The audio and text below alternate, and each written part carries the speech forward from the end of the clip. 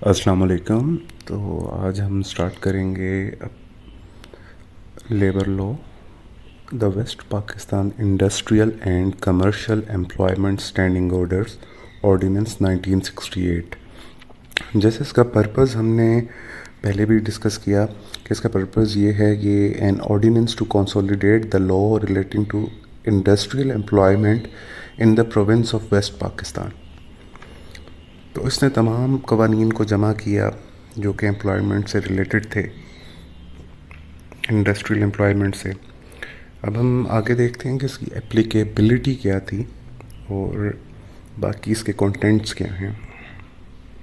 Applicability: every industrial establishment or commercial establishment wherein 20 or more workmen are employed directly or through any other person, whether on behalf of himself or any other person, or were so employed on any day during the preceding 12 months, जहाँ पर 20 से ज़्यादा लोग employed हैं उस पर ये industrial establishment और कमर्शियल इस्टेब्लिशमेंट पे ये अप्लाई होगा। Such classes of the industrial and commercial establishment as government may from time to time by notification in the official gazette specify in this behalf, और वो भी जिनको time to time government notification से specify कर दे कि इन पर भी एप्लीकेबिलिटी होगी। एक वो इस्टेब्लिशमेंट्स इंडस्ट्रियल हों या कमर्शियल जिनमें 20 और ज़्यादा लोग एम्प्लॉयड हैं और या एम्प्लॉयड रहे किसी भी दिन आखिरी 12 महीनों में। दूसरा ये कि गवर्नमेंट नोटिफिकेशन कर सकती है इसमें। अब इसका एक प्रोवाइज़ो है जो प्रोवाइडेड दिया गया है, nothing shall apply to industrial and commercial establishment carried on by or under the authority of the federal or any provincial government where statutory rules of service, conduct और discipline are applicable to the workman employed. तो जहाँ पर statutory rules of service, conduct और discipline applicable हैं workman पे, वहाँ पर ये अप्लाई नहीं होगा। सेक्शन 2 डेफिनेशंस का है। ये सेक्शन 2 बहुत अहम है। तो सेक्शन 2 में डेफिनेशंस में एक और चीज़ होती है कि इसको एज इट इज़ ही देखना होता है। इसमें कोई जनरल समझाने वाली बात या इसके लिए एक अलग लेक्चर बनाना पड़ेगा जो सिर्फ डेफिनेशन से रिलेट करना हो। अगर आज होता तो हम शायद ये सेक्शन 2 पर ही आज का लेक्चर हमें ख़त्म करना पड़ता। तो एक ओवरव्यू के लिए हम सेक्शन 2 को स्किप करके आगे जाएंगे सेक्शन 3 पे। लेकिन सेक्शन 2 डेफिनेशंस हमेशा सबसे इम्पोर्टेंट होते हैं। Enforcement: in every industrial or commercial establishment, conditions of the employment of workmen and other incidental matters shall, subject to the other provisions of this ordinance, be regulated in accordance with the standing orders। मतलब ये कि industrial और commercial establishments में जो conditions of employment हैं workers की और उससे रिलेटेड मैटर्स जो हैं वो सब्जेक्ट टू दिस ऑर्डिनेंस के, मतलब इस ऑर्डिनेंस में अगर कहीं और भी कुछ है, subject to this ordinance be regulated in accordance with the standing orders. Standing orders आगे हैं जो शेड्यूल में दिए गए और सेक्शन 2G में डेफिनेशंस में इसको डिफ़ाइन किया गया है कि स्टैंडिंग ऑर्डर्स क्या हैं, तो उनके मुताबिक चलेगा। लेकिन सब्जेक्ट टू दिस ऑर्डिनेंस के, अगर इस ऑर्डिनेंस में कहीं और कुछ और भी है तो वो भी अप्लाई होगा और वो यानी कि इससे ऊपर अप्लाई होगा स्टैंडिंग ऑर्डर्स से।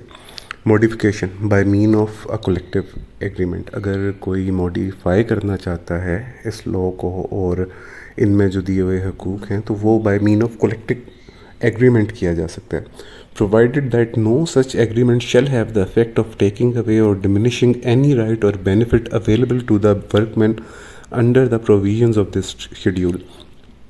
अब यहाँ बात यह है कि कोई भी ऐसी एग्रीमेंट नहीं किया जा सकता जो कि इन राइट्स जो दिए गए हैं शेड्यूल में उनको कम कर दे।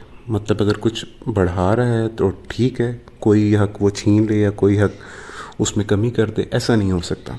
मॉडिफिकेशन सिर्फ यानी कि हम इसमें बढ़ाने के लिए हो सकती है और वो भी by mean of a collective agreement.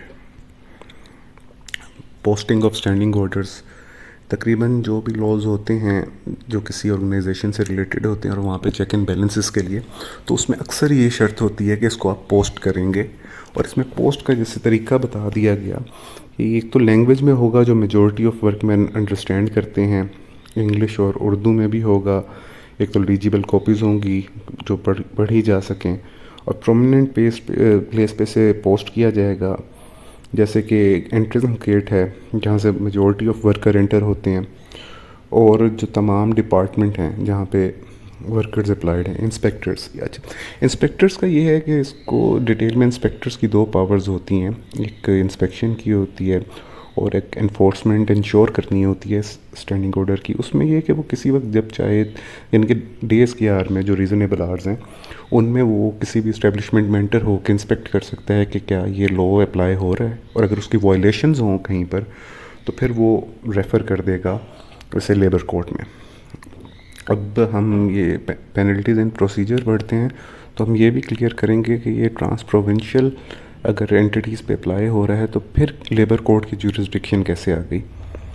Penalties and procedure. An employer who modifies the standing order as applicable to his industrial or commercial establishment otherwise than in accordance with Section 4 shall be punishable with fine which may extend to 5,000 rupees, and in case of continuing offence with a further fine which may extend to 200 rupees for every day after the first day during which the offence continues. अगर कोई शख्स modify करता है standing orders को और modify करके वहाँ पर पेस्ट करता है तो उसमें ये है कि उसको पनिश किया जाएगा 5,000 रुपये के साथ। और जब जिस दिन ये ऑफेंस यानी कि वायलेशन कमिट होगी उससे फिर हर एक में यानी 5,000 तक इसको एक तो पहले किया जा सकता है समल के लिए, फिर हर दिन पे इसको 200 रुपये की पेनल्टी लगाई जा सकती है।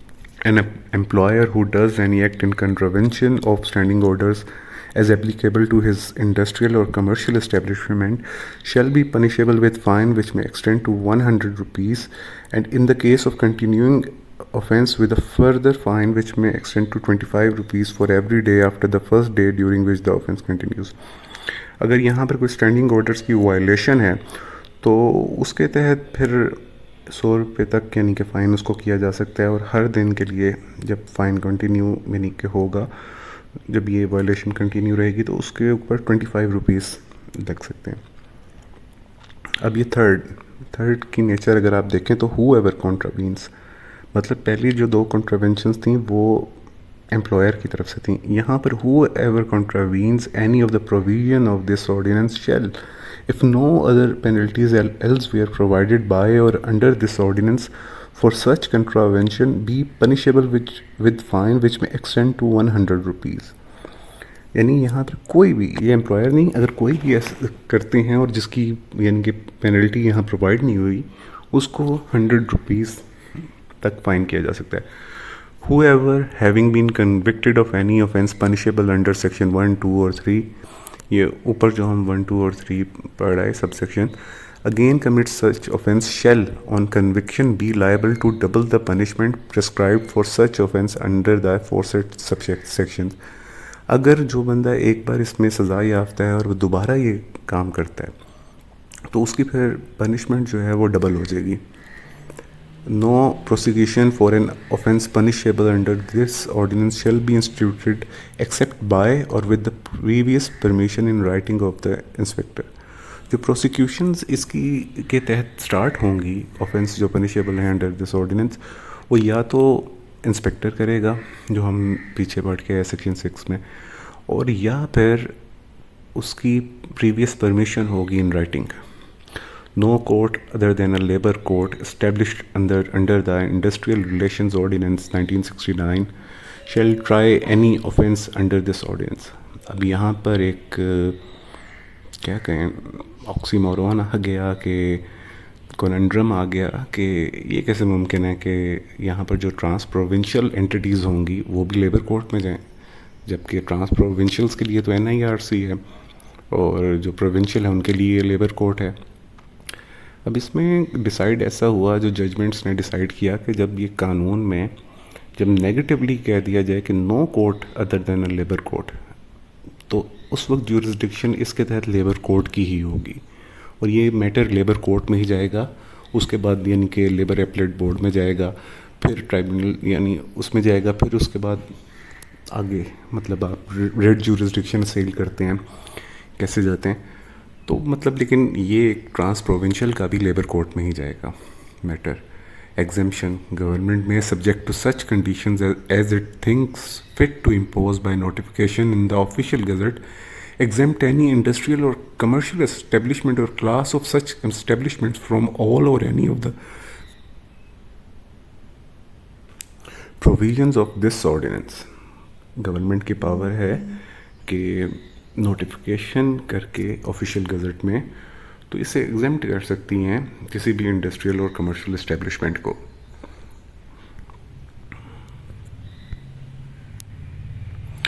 Protection to existing condition of employment. Nothing in this ordinance shall affect law,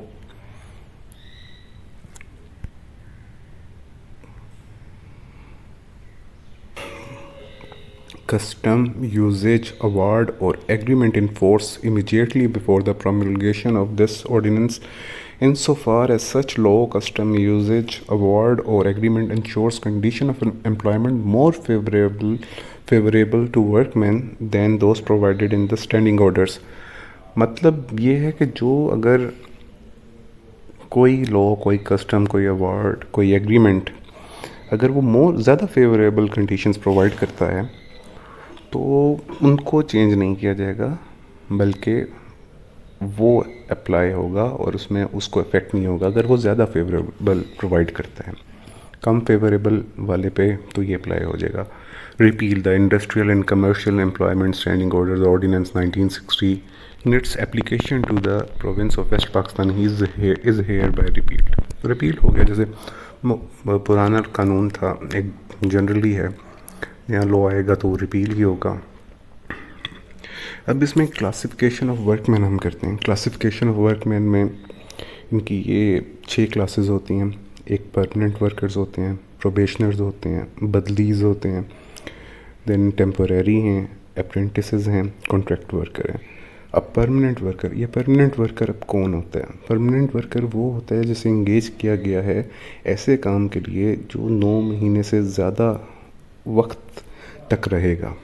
कोई ऐसा काम जिसकी जो नेचर है कि it will last for more than 9 months, और इस बंदे ने satisfactorily probationary period of 3 months complete कर लिया है। तो जो बंदा ऐसे किसी काम में इंगेज किया जाए कि जो 9 महीने से ज़्यादा लेगा कंप्लीट होने में और जिसने 3 महीने की प्रोबेशन कंप्लीट कर ली हो, वो शख्स परमानेंट वर्कर कहलाएगा। और इसमें इंक्लूड है बदली, who has been employed for a continuous period of 3 months or for 183 days during any period of 12 consecutive months. इसमें ये वो बदली भी इन्वॉल्व है जिसको कंटिन्यूसली 3 महीने के लिए कर दिया जाए या फिर 183 days during any period of 12 consecutive months, आखिरी यानी 12 महीने में उसको 183 दिनों के लिए एम्प्लॉय किया गया हो, चाहे वो अलग अलग हों। Probationer is a workman who is provisionally employed to fill a permanent vacancy in a post and has not completed 3 months services therein. If a permanent employee is employed as probationer in a higher post, he may at any time during the probationary period of 3 months be reverted to his old permanent post. Probationer, जैसे हमने पहले पढ़ा कि permanent worker कैसे बनता है, जो अपनी probation पूरी कर ले। तो मतलब कि पहले probationer आया और जिसने भी 3 महीने की सर्विस कंप्लीट नहीं की, तो जब वो सर्विस कंप्लीट करेगा तो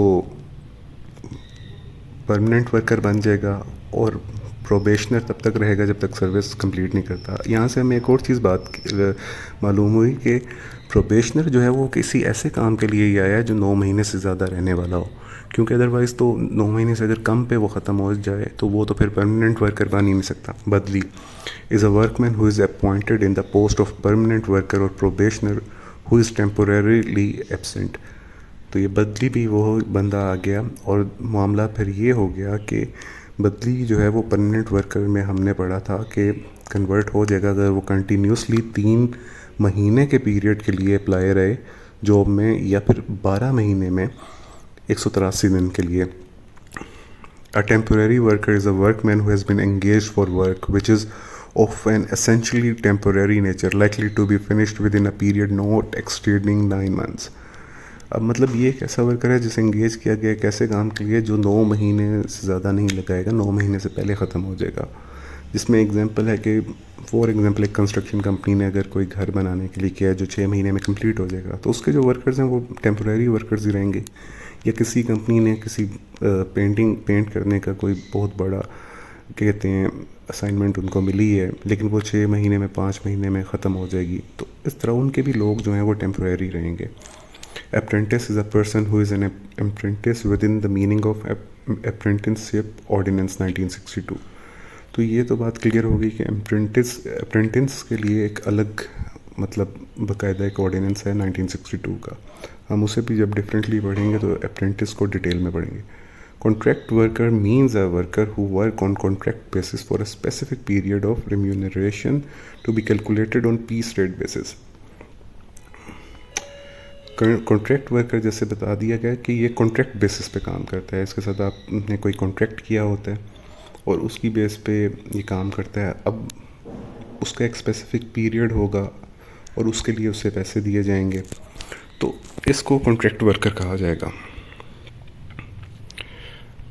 तो आज का हम अपना लेक्चर इधर ख़त्म करते हैं. स्टैंडिंग ऑर्डर्स जो हैं ये हमारे स्टार्ट हुए जिसमें क्लासिफिकेशन ऑफ वर्कर्स हमने पढ़ा. अब बाकी स्टैंडिंग ऑर्डर्स हैं हम वो भी इंशाल्लाह पढ़ेंगे. अगर हम इसे एक लेक्चर में करते तो ये लेक्चर काफ़ी लंबा हो जाता. इस वजह से हमने इसे यहाँ तक महदूद की है और इंशाल्लाह इसके सेकंड पार्ट में हम अपना स्टैंडिंग ऑर्डर्स ऑर्डिनेंस कंप्लीट कर लेंगे. शुक्रिया. Thank you very much.